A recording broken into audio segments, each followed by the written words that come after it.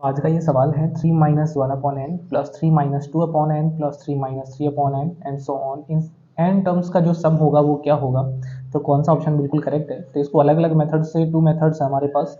तो फर्स्ट जो मेथड है, जैसे कि अपने पास 3 आ गया, फिर माइनस वन अपॉन एन आ गया, plus 3 minus two upon N आ गया, plus 3 minus three upon N, और इसी तरीके से अपने पास एन टर्म्स हैं। तो यहाँ पर ये जो 3 आ रहा है, फिर 3 आ रहा है, फिर 3 आ रहा है, ये एन टाइम्स आएगा। यानी हम इसको अलग अलग कर ले तो 3 प्लस 3 ऐसे एन टाइम्स है। और फिर हम बात करेंगे 3 वाली टर्म्स हो चुकी हैं। अब हमारे पास है minus one upon N, minus two upon N, minus three upon N. इस तरीके से माइनस के अंदर भी एन टाइम्स टर्म्स। तो ये 3 जो है वो ऐड हो रहा है एन टाइम्स। मान लीजिए 300 टाइम होता तो 3 इंटू हंड्रेड 300 आ जाता। तो इसको तो सॉल्व करेंगे तो ये आ जाएगा 3 इंटू एन, क्योंकि एन टर्म्स हैं तो 3 एन टाइम्स है, तो 3 इंटू एन हो चुका है। अब बात करें इस टर्म की, तो इसमें सभी में वन अपॉन एन कॉमन आ रहा है और माइनस का साइन साथ में, तो माइनस का वन अपॉन एन कॉमन ले लिया हम लोगों ने। तो यहाँ पर minus one upon N common ले लेंगे तो 1 बचेगा इसमें से, तो प्लस का 2 बचेगा। यहाँ पर कॉमन लेंगे तो ये प्लस का 3 बचेगा। इस तरीके से आगे एन टर्म्स आ जाएंगे। तो यहाँ पर हो गया, ये तो हो गया हमारे पास 3n minus one upon N. और ये नेचुरल नंबर्स का जो सम होता है एन टर्म्स के लिए, एन टर्म्स हैं इस तरीके से। तो एन टर्म्स का जो सम फाइंड करते हैं उसका फॉर्मूला है N plus one upon two, जो कि आपने बुक में पढ़ा होगा, बुक में अच्छे से इसको समझा रखा है। तो नेचुरल नंबर्स का जो सम फाइंड करते हैं वो इस फॉर्मूले से करते हैं। तो इन सभी का जो सम होगा वो इसके इक्वल होगा। तो यहाँ पर हमें मिल जाएगा N plus one upon to.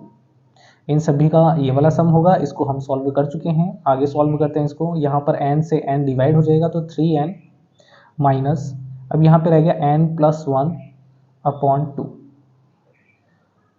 अब इनका ले लेते हैं हम एलसीएम और सॉल्व करते हैं। 2 आ गया एलसीएम, यहाँ पर कुछ भी नहीं है तो 1 है, 1 से 2 को डिवाइड करेंगे 2 आ जाएगा, 2 को 3n से मल्टीप्लाई करेंगे 6n आ जाएगा, माइनस 2 से 2 को डिवाइड करने पर 1 आएगा, 1 को n प्लस वन से मल्टीप्लाई करेंगे तो यही आएगा, तो n प्लस वन। लेकिन इसको ब्रैकेट में लिखना है क्योंकि माइनस की वजह से नहीं गड़बड़ हो जाएगी। तो यहाँ पर हमारे पास 6n, ब्रैकेट सॉल्व करेंगे तो माइनस n, और ये प्लस है वो माइनस में आ जाएगा अपॉन टू। तो यहाँ पर हमारे पास हो गया, ये 6n में से माइनस किया 1n तो 5n minus one upon to. और इसको हम लोग चाहें तो 1 अपॉन टू को अलग लिख लें और 5n माइनस वन को अलग लिख सकते हैं। तो ये हमारा आंसर है, यानी कि सी ऑप्शन बिल्कुल सही है इसमें। अब इसका जो सेकंड मेथड है, सेकंड मेथड से भी हम इसको सॉल्व कर लेते हैं। जैसे कि जो फर्स्ट टर्म है इसमें, तो फर्स्ट टर्म जो है वो है 3 माइनस वन अपॉन एन। और जो सेकंड टर्म है इस AP की, पहली बात तो कि ये AP में है, तो ये चेक करने के लिए हमें सेकंड में से फर्स्ट को माइनस करना पड़ेगा और थर्ड में से सेकंड को। D यदि सेम है तो ये AP में है, ऐसे हमें चेक भी करना पड़ेगा। तो सेकंड टर्म जो है वो है 3 माइनस टू अपॉन एन। तो यहाँ पर हम लोग D की वैल्यू फाइंड कर लेते हैं। तो D की वैल्यू के लिए A2 में से माइनस करेंगे A1 को, तो A2 की वैल्यू है 3 माइनस टू अपॉन एन, फिर माइनस का साइन, और A1 की वैल्यू है 3 माइनस वन अपॉन एन। इसको सॉल्व करने पर ये हमारे पास आ गया 3 minus two upon N minus three, और ये हो जाएगा प्लस का 1 upon N. Minus three plus three cancel हो गया। अब माइनस टू अपॉन एन और प्लस का 1 अपॉन एन, तो माइनस का 1 अपॉन एन आंसर आ गया। तो ये तो D की वैल्यू है, तो D की वैल्यू मिल गई। आप लोग ऐसे ही उसको चेक कर लीजिए, AP में ही आएगा। तो D की वैल्यू हमने फाइंड कर ली, फर्स्ट टर्म भी हमारे पास है, तो n टर्म्स का सम हम आसानी से फाइंड कर सकते हैं। तो ऐसा n वाला हम लोग फॉर्मूला लगाएंगे जो कि है n upon two A plus N minus one into D. इस फॉर्मूले से इसको सॉल्व करेंगे तो n अपॉन टू, क्योंकि n टर्म्स है तो n की जगह तो n ही लिखा जाएगा। अब यहाँ पर है 2 इंटू ए की वैल्यू क्या है 3 minus one upon N, 3 minus one upon N, plus यहाँ पर रहेगा हमारा n माइनस वन, मल्टीप्लाई में d की वैल्यू है माइनस वन अपॉन एन। अब इसको हम लोग सॉल्व कर लेते हैं। ये हमारे पास आ जाएगा n अपॉन टू, ब्रैकेट को सॉल्व करेंगे तो 2 3 जा 6 आ जाएगा, माइनस टू को इससे मल्टीप्लाई करेंगे तो ये 2 अपॉन एन आ गया।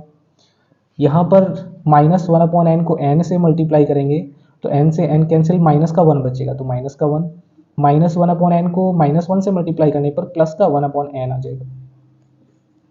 अब इसको सॉल्व कर लेते हैं, n अपॉन टू, तो 6 माइनस वन अपने पास कितना हो जाएगा 5 हो जाएगा, माइनस टू अपॉन एन और प्लस का 1 अपॉन एन, तो माइनस का 1 अपॉन एन बचेगा। अब इसको भी हम एलसीएम लेके सॉल्व कर लेंगे, तो अपने पास ये n अपॉन टू है, फिर हमें यहाँ पर मिल गया इनका एलसीएम लेंगे तो n एलसीएम आ जाएगा, इसके नीचे कुछ भी नहीं है तो 1 से डिवाइड करने पर यहाँ पर आ जाएगा 5n माइनस n से n को डिवाइड करेंगे 1 से मल्टीप्लाई करने पर तो 5n माइनस 1 आ जाएगा। n से n डिवाइड हो जाएगा, ये दोनों मल्टीप्लाई में है तो ये बच्चा 1/2 और यहाँ पर है 5n माइनस 1। तो इस तरीके से भी ये सेम ही आंसर आने वाला है। तो ये वाला फॉर्मूला एस एन वाले फॉर्मूले से भी आप निकाल लें फर्स्ट टर्म और डी की वैल्यू फाइंड कर लें। फर्स्ट टर्म पता ही है, डी और निकाल लें और वैल्यू पुट कर दें। और सेकंड जो मेथड था वो भी काफ़ी अच्छा मेथड है, उससे भी आप लोग सॉल्व भी कर सकते हैं। तो उम्मीद आप लोगों को दोनों मेथड अच्छे से समझ में आ गए होंगे। तो मिलते हैं नेक्स्ट वीडियो में। Thank you.